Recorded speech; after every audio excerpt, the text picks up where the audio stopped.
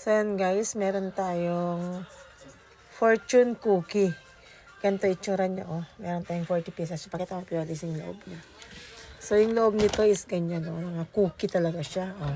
Pag nagbunot ka ng isa, ibig sabihin sa loob daw nito, meron siyang message na para sa'yo. Ayan, tama ba? Oo. Oh, open mo na bilis kung ano yung sa'yo, para sa'yo, Pioli.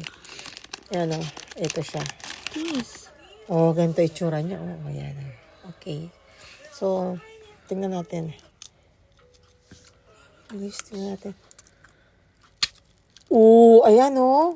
Message. Oh, And ayan yung message niya na nabunot mo. So, basahin mo na. 새로운 기술이나 스킬을 배우는데 도전해보세요. So, in English, sabi sa English is, yung makita, challenge yourself to learn new technologies or skills. Ayan yung nakalagay sa English translation niya. So, wow, gusto ko rin magbunot. Bilis, Pioli. Kain natin yung cookie. Sinong kain cookie? See, this cookie, masarap naman. Butter cookie. Dapat bakit ito kainin mo? Bakit ako ang kumain? Comment. So, yun. Bawat isang